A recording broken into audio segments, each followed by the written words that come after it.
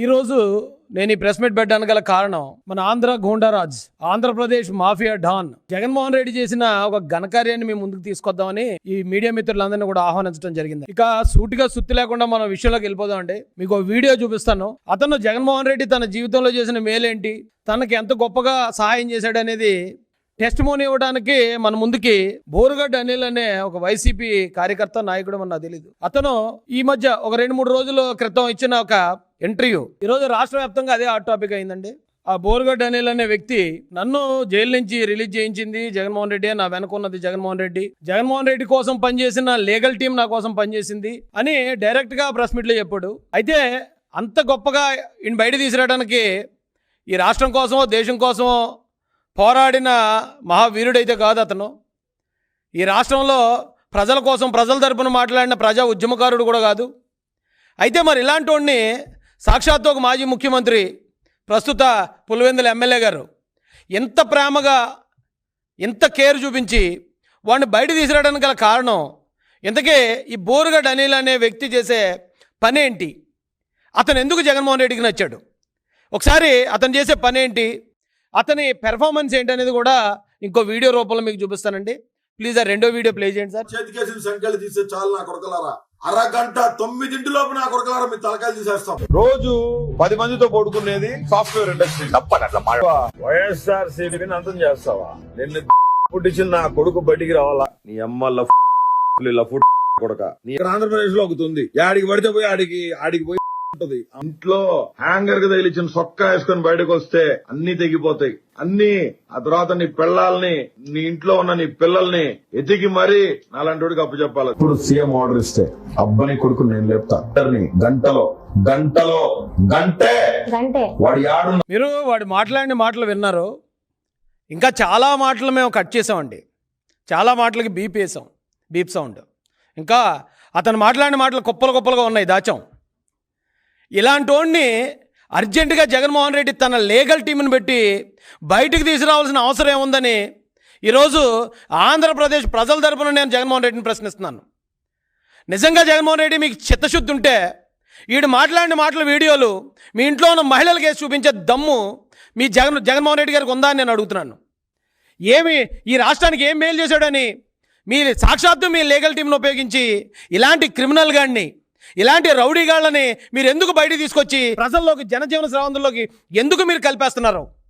ఎందుకు నేరాలను మీరు ఈ రకంగా ప్రోత్సహిస్తున్నారని నేను డైరెక్ట్గా అడుగుతున్నాను. అందుకే మిమ్మల్ని, ఈ జగన్మోహన్ రెడ్డి అనే వ్యక్తిని స్టార్టింగే నేను ఈ రాష్ట్రానికి ఒక గూండారాజుగా, ఈ రాష్ట్రానికి ఒక మాఫియా డాన్గా అందుకే అభివర్ణించాను.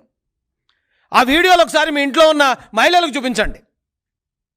ఇలాంటి పరిస్థితుల్లో ఎందుకంటే జగన్మోహన్ రెడ్డి గారు ఇప్పుడు ఏమి అర్జెంట్ వచ్చేసిందని అతన్ని ఇమీడియట్గా మీరు బయట తీసుకురావాల్సి వచ్చింది. అతను ఈ రోజున ఇప్పుడు ఇది బయటపడిన వెంటనే ఓ 4-5 వైసీపీ కార్యకర్తలు అని చెప్పి బయటకు వచ్చి అతను మాకు సంబంధం లేదంటున్నారు. ఎవరికి సంబంధం లేదు? ఆడు వైసీపీ కార్యకర్త కాదా? వైసీపీ నాయకులను కలవలేదా? ఏమంటే ఫోటోలు ఉన్నాయండి, ఫోటోలు ఇచ్చారు సార్, ఫోటోలు ప్లే చేయండి సార్. అది చూడండి, ఎవరో కొడాల నానితో అంత క్లోజ్గా వెళ్ళి మాట్లాడుతున్నాడు. ఆడు ఈ రోజున వైసీపీకి సంబంధం లేదని మాకు చెప్తే, అది చెప్తే ప్రజలు నమ్మే విధంగా ఉందా? ఎవడండి మీ అబద్ధాలు నమ్మేది? సిగ్గు ఎగ్గు లేకుండా అబద్ధాలు చెప్తున్నారు. రౌడీల్ని, గోండాలని మీరు ఎంకరేజ్ చేస్తారు. రౌడీలకి, గోండాలకి డబ్బులు ఇచ్చి ప్రతిపక్ష నాయకుల ఇళ్లలో ఉన్న మహిళలను కూడా, ప్రతిపక్ష పార్టీలో ఉన్న మహిళల్ని దారుణాతి దారుణంగా తిట్టించడానికి ఇలాంటి ప్యాకేజ్ గాళ్ళని మీరు పోషిస్తూ, వీళ్ళకి మళ్ళీ మీరు బెయిల్ ఇచ్చి బయటికి తీసుకొస్తూ పైకి మీ డ్రామాలో. ఆడు వైసీపీకి సంబంధం లేదంటే మరి ఆవిడ కొడాలి నాని ఏ పార్టీ చెప్పండి? పేర్ని నానితో బావబామర్దులు మాట్లాడుకుంటున్నారు. ఇద్దరు కూడా ఎంతో క్లోజ్ ఫ్రెండ్స్, చిన్నప్పటి నుంచి ఏదో క్లాస్మేట్స్లో మాట్లాడుకుంటున్నారు.